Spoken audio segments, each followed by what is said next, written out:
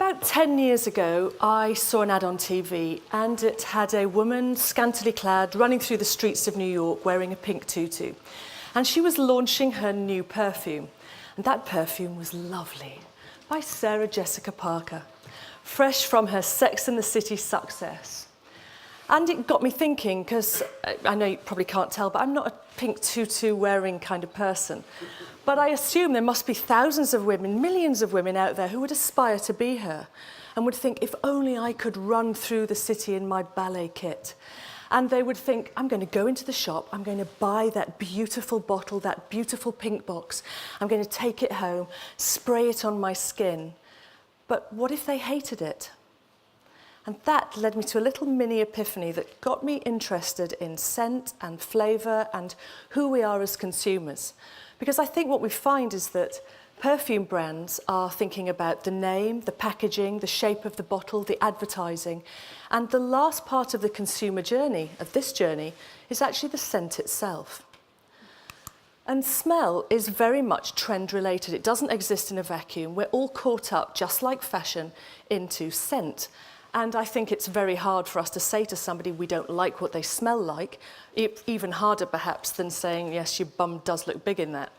So if we take it back a little bit to possibly the 1930s and 40s, the smell of the time was what we might call now old lady smell. So you might have smelt it on your grandmother perhaps, so like talcum powder, violets, in fact violet creams were the food of the time and still very popular with old women. That kind of smell and aroma is something that's very trend related. It's of that moment. But I think what we realise is that we're not very good at telling what we smell good in, a little bit like what we wear, and also what smells good on us.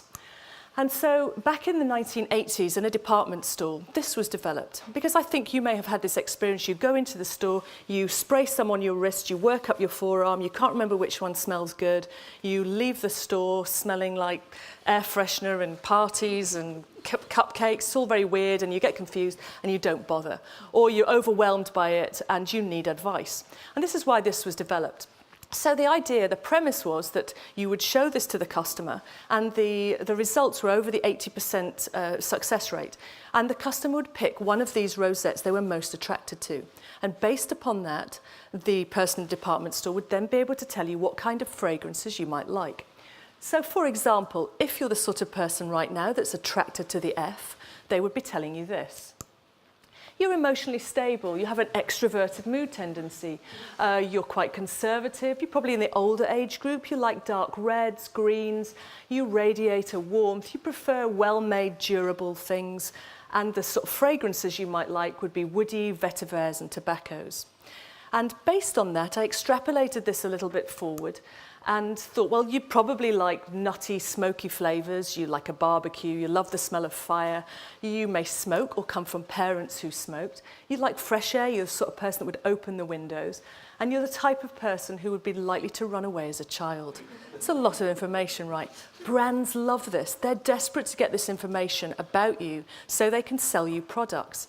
And we're in the advent of olfactory marketing. Brands are doing this all the time. The Silver Shadow was the most popular Rolls-Royce ever made, and the Rolls-Royce still today spray that in every car that leaves the production line.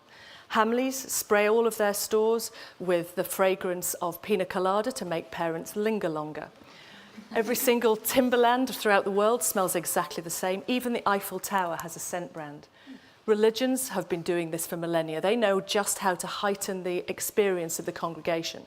So now we've got aroma jockeys doing exactly the same in clubs, playing the music, pumping out the smell, and giving their participants a much better experience. Flavoured billboards pumping out the smell of steak into the States with scent-branded stamps of indigenous species in Australia. Katy Perry scent-branded her 2011 California Dreams tour to smell like candy floss. And if anybody here is under 30, you will know the smell of Abercrombie and Fitch from 2 blocks away. Because we're really good at this. Guess are already doing it, scent branding their stores around the world. But one of the things we don't expect is that food brands are also in the game. So if you've walked past the M&M store, you may be familiar with that smell of chocolate wafting out. But actually, there's no smell of chocolate wafting out of an M&M because it's candy coated. It's the same with a jar of coffee. It's a glass jar with a plastic lid, but the smell of coffee permeates through the jar because it's embedded on the label. I think the best example of this when Morgaine launched their oven jacket potato. And in the bus shelters around Britain, you'd see this beautiful video of them melting butter over this piping hot jacket potato, and at the same time, the smell of butter wafting through as you waited for the number 67 bus. And of course, everybody went home and wanted that jacket potato. But the thing that often happens is that scent brands usually have very little to do with the product itself. I can assure you that the smell of Singapore Airlines that they scent brand smells nothing like in-flight meals and engine fuel, but smells of aspirational holidays to far-off places.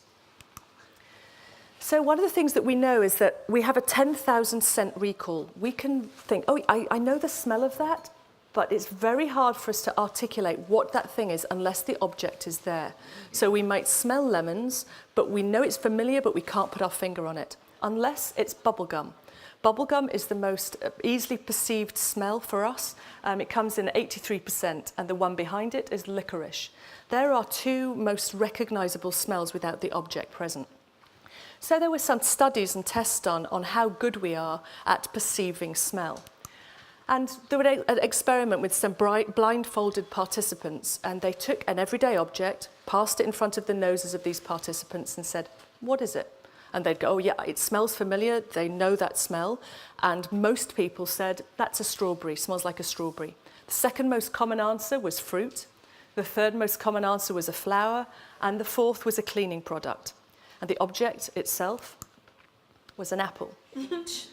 So it just goes to show how difficult it is. And there's two reasons for that. One is that right now we're seeing seasonal vegetables available all season, every day, all the time. So are these things force-grown, or they're being kept in storage so they don't smell as strong as, or as fresh as they used to? But secondly, we're in a time where there is about 5,000 different encapsulated aromas developed, which trick us and mimic scents that we think we know. So, for example, apple flavour smells so much more like apples than apples themselves. So what does the real thing smell like? The head of different companies are working with this all the time, this encapsulated flavour and aroma release, so that it's meaty flavour. Is it more meaty than meat? We don't really know. We're very confused as consumers about what things taste and smell like based on what's really in it. What's the true ingredient? What's the natural ingredients? The head of IFF, which is the International Flavour and Fragrance House, they develop lots of encapsulated aromas. He said that the best blueberry flavour he's ever experienced didn't have a scrap of blueberry in it. So if we just go back a little bit, as I said, trend and perfume are very connected. And there was a time when vanilla, those very heavy perfumes, were really big. It was the late 90s. And those heavy perfumes also included that taste, that smell of vanilla. We want to roll in ice cream. We thought it was delicious. And this perfume was developed then. Some people still wax lyrically about it and wear it. I hope nobody in the audience is wearing it right now. Because there is a man, you may have heard of him, his name's Luca Turin. He is a quantum neurobiologist. He's analysed every single perfume probably that's ever been made and talks about what he thinks about the perfume. Now, it's very hard, as I said, for us to really be able to tell, does this smell good on me? Do I like it? Or am I part of a trend? Am I just getting caught up in it? But anyway, this is what he said in his analysis about Dark Vanilla by Coty. The name suggests a beguilingly sinful, high-calorie confection. Instead, the fragrance has all the charm and mystery of a neon-lit shopping mall and smells of cheap chocolates with a fruit heart, a case of pastel-clad obesity. That's why I hope no one was wearing it. Sorry if I've offended. I think what we can ascertain is that we are caught up in this high-caliber celebrity. We aspire to be these perfect people having the dream life, this magic that's almost unattainable. But the perfume brands themselves are really expert at selling this idea. No perfume brand sells the idea of what the bottle smells like inside. We have no idea what any perfume smells like until we get to the store. And that's usually the last part of our perfume journey as consumers if we buy into these ads. We develop our scent preferences around 3 months in vitro. And after we're being born, we're influenced by our age, our gender, where we are in our hormonal cycle, what the weather's like, what era we're born into. We're influenced by all of these things to make us decide whether we like the smell of something or not.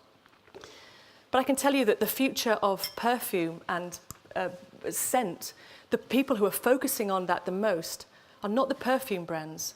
It's the olfactory marketers. It's the people who are selling you things that you didn't know you needed. Another pair of boots, a toy your children desperately want, more brand loyalty within their hotel. They're desperate to sell you the scent that's going to get you to buy the product because they want you to go into their stores. It's a bit more about all of the touch points. It's look at me, see me, hear me, feel me, smell me, buy me. But the future of scent is very different because we as consumers are going to understand that all of those constructed smells we're going to start associating with the brands themselves. And so the future of perfume is very different. Perfume makers, nosers, beware, because the future of scent and perfume smells a lot more like you. Thank you. Thank you.